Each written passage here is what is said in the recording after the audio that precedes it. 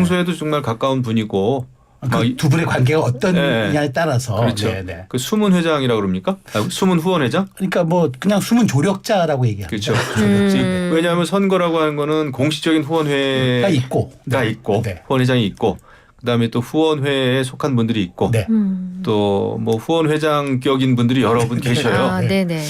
그래서 어떤 분인지 모르겠는데 저는 제가 그래도 생각하기에는 오세훈 시장, 제가 아는 오세훈 시장은 좀 결벽증이 있을 정도로 선거법이나 위법 불법에 대해서는 좀 결벽증이 있을 정도로 좀 이렇게 조심하는 스타일이긴 해요.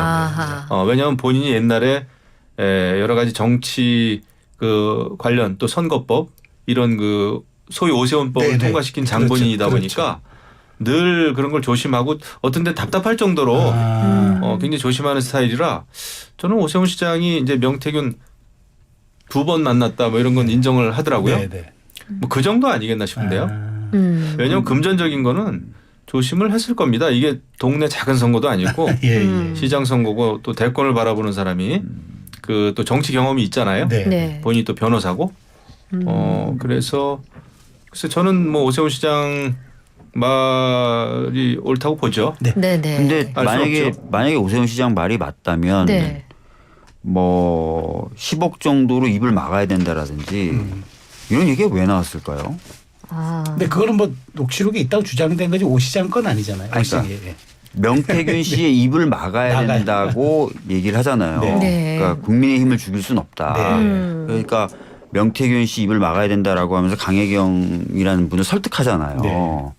그럼 그건 뭔가가 있으니까 입을 막으려고 하는 거고 막는 대가가 한두 푼도 아니고 10억 이렇게 가는 거 아니에요. 10억으로 입을 막을 정도면 어느 정도 문제일까요? 그러니까 지금 그런 부분하고 또 뭐 후원회장 뭐 여러 사람이 있다고 그렇게 얘기하지만 선거법에 선거자금 관리를 그렇게 안 하잖아요. 지금 그러니까 뭐 공식적인 사람은 한 공식과 비공식을 말씀하시는 아니 비공식이라 하더라도 지금 선관위 신고 안 하고 이렇게 선거비용 쓸 수가 없어요. 그러니까 이건 다 위법 사항인 거고 철저히 좀 조사와 수사가 이루어져야 될 것 같아요. 아까 숨은 후원자라는 단어를 딱 쓰시자마자 박주민 의원께서 웃으셨어요. 말이 안 되는 거죠. 다 불법인데. 아니 오해하신 게 숨은 후원자라는 건 뭐냐면 그 선거에 직접적으로 들어가는 비용은 다 보고를 해야 되는 거죠. 회계 보고를 해야 됩니다. 근데 후원자라고 하는 거는 이제 그런 어떤 자금이 아니라 그분이 알아서 다른 사람 뭐 만나가지고 누구 좀 돕자 뭐 이런 분들 그런 분들. 그걸 뭐 돈으로 어떻게 하겠다는 게 아니라 그리고 짝사랑하는 사람을 위해서 10억이라면은 짝사랑하니까 크게 한번 오늘은 낭만적인 짝사랑이 나오는 분께서 참 관계를 모르겠습니다. 근데 그 오전 라디오에서 김종인 전 비대위원장은 명시 측이 전달했다고 주장한 오세훈 시장 관련 여론조사 결과를 나중에 확인해 보니 비서가 받아서 내 책상에 두었다더라라고 얘기했습니다. 그러니까 김 위원장은 내용을 보지는 않았다고 했지만 오 시장 관련 여론조사를 했다는 명시 측 주장은 사실인 셈이 돼버렸어요. 사실인 거죠. 그 사실이 아니면 돈이 3천만 원이라도 1,000만 원이라도 건네갈 수가 없죠. 그리고 왜 입을 막아야 된다 그런 얘기 안 하고 왜 그 대가로 10억을 거론하고 국민의힘이 죽을 수는 없지 않냐 이런 표현이 나오냐고요. 농담이라고 다 농담으로 쓸데없이 막 그런 얘기를 합니까? 그러니까 제가 보기에 이건 상당히 심각한 문제가 있는 것 같고 지금 명태균 씨 얘기로는 25번 정도 여론조사를 했대요. 오 시장 관련해서요? 네. 근데 선관위에 지출된 자료에 보면 그거 관련된 비용으로 신고된 게 아무것도 없다는 거예요. 사실 뭐 그리고 지금 김종인 위원장한테도 어찌됐든 그 결과가 전달된 거 아닙니까? 자기가 봤다 안 봤다 이건 따져봐야 되지만. 하지만 그럼 이런 건 다 밝혀져야죠. 어떻게 된 건지. 그 지금 그러다 보니까 지금 너무 명심만 쳐다보고 있다 이런 얘기 나옵니다. 그러니까 검찰이 이른바 황금폰이라고 하는 그걸 초기 확보에 실패하면서 명태균 씨의 지금 진술만이 구속 상태에서도 계속 난무하다 보니까 이게 어디로 튈지 모른다라는 그런 사실 지금 두려움이 조금 있는 것 같아요. 김 의원님. 그렇죠. 왜냐하면은 명태균이라고 하는 사람이 만났고 또 본인이 조력했다 도움을 줬다라고 얘기되고 있는 정치인들이 뭐 한둘이 아니잖아요. 그렇죠. 거물급도 정치인들이고 해서 명태균 씨가 어떤 관계를 통해서 그런 도움을 주고받았는지 이게 이제 굉장히 참 의혹이 큰데 지금 이제 구속이 됐으니까 뭐 수사는 하겠습니다만은 글쎄요. 그 폰이 본인이 사용했던 폰이 뭐 몇 개인지 그게 다 이제 밝혀질 수 있을까 이런 생각도 들고 제가 그래서 처음에 어디서 얘기를 했어요. 명태균인 사람이 그 실력이 대단한 게 아니고 명태균이라고 하는 사람 굉장히 세다. 네. 굉장히 그 약하게 보면 안 된다. 네. 충분히 뭘 흔들 만한 그런 그 어떤 꺼리 네. 영향력이 네. 있어 보이더라고요. 네. 제 네. 첫 일감에. 네. 그래서 그런 얘기를 방송에서 했는데 그게 좀 현실화되고 있는 게 아닌가 싶은데요. 네. 저는 사회자분께서 지금 죄송하지만 휴대폰 확보에 실패했다 검찰이 네. 이렇게 말씀하셨는데 저는 동의하기 어려운 게요. 그러면요. 이게 선관위에서 공직선거법 위반 혐의 등으로 명태균 씨를 검찰에 넘겼었잖아요. 네. 네. 수사를 안 했었죠. 수사를 안 하고 수사할 수 있는 검사가 없는 부서에 보내놓고 시간을 보냈어요. 그래서 수사과에다 배당시켜 놓고. 네, 그래서 공직선거법이 공소시효가 도과돼 버렸어요. 아 지났군요. 네, 공직선거법 공소시효 도과돼서 이제 수사를 할래도 할 수가 없는 상태가 됐어요. 그래서 지금 정치자금법만 수사를 하고 있는 건데 검찰이 공소시효를 도과시켜서 그것도 국가기관에서 수사 의뢰를 한 것을 공소시효를 도과시킨 사건이 있는지 한번 찾아보십시오. 그리고 그 사이에 그 휴대폰이 없어진 거고요. 오늘 보니까 보도해 보니까 어떤 매체가 보도를 하는데 자기네들이 그 사람이 이제 휴대폰을 마창대교인가 거기서 버렸다고 네, 하니까 그랬다고 하죠. 그 진술을 매체가 확보해서 검찰 쪽에 물어보니까 그제서야 마창대교 통행기록 확보해 놨었다는 거예요. 그러니까 검찰이 이게 무슨 안한 확보를 거다. 하려고 애를 썼다가 실패했다가 아니라 애를 쓴 적이 없다. 공소시효를 네. 도과한 케이스가 그렇게 많을까요?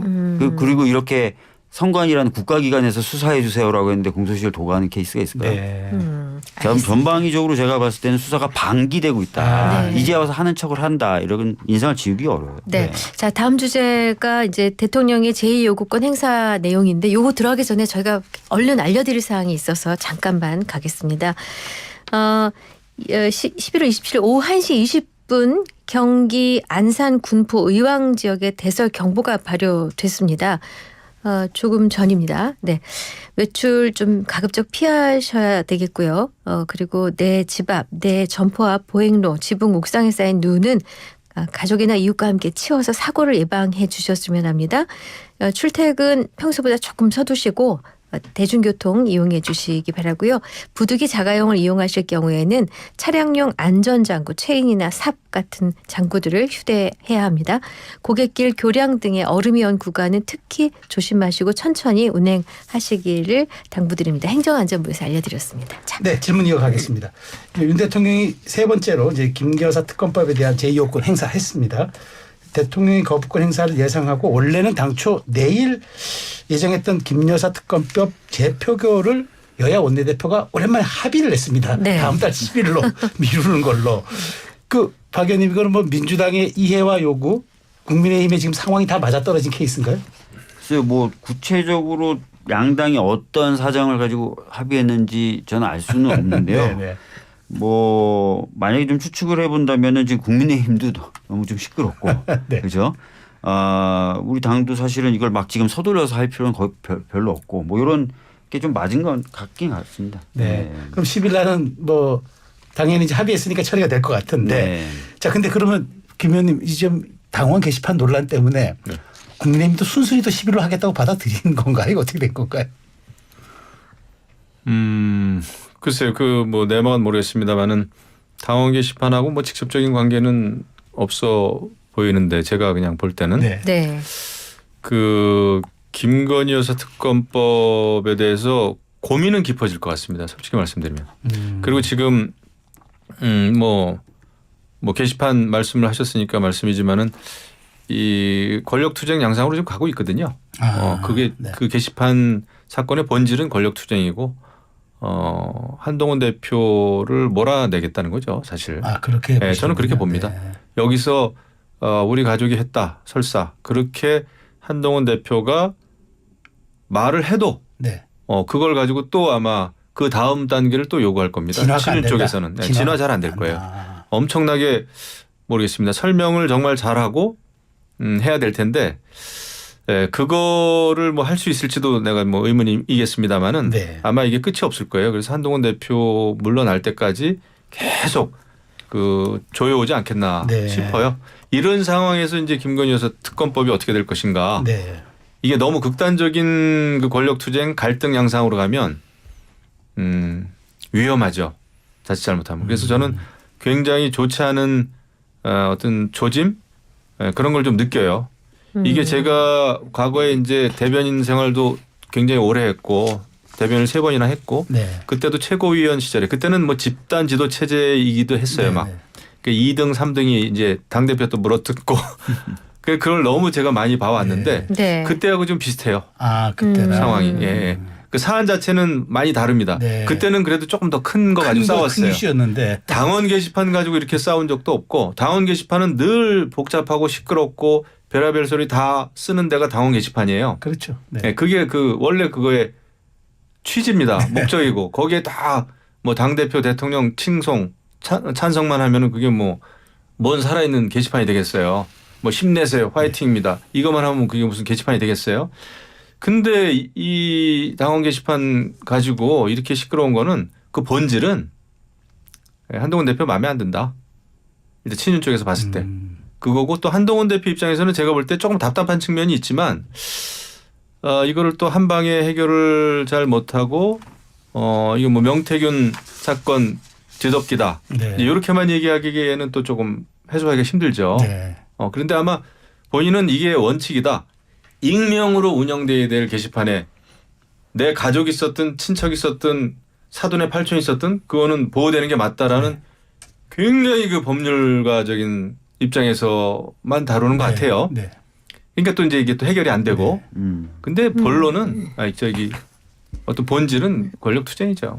근데 말씀 중에 이거 굉장히 위험해질 수 있다라는 네. 표현을 쓰셨는데 그 의미가 김 여사 특검법 재표결 때 찬성표가 8표 이상 나올 수도 있다라는 걸 함의하고 있으신 건가요? 그러니까 너무 극단적으로 가면 그리고 이제 지금 어떤 뭐라 그럴까요?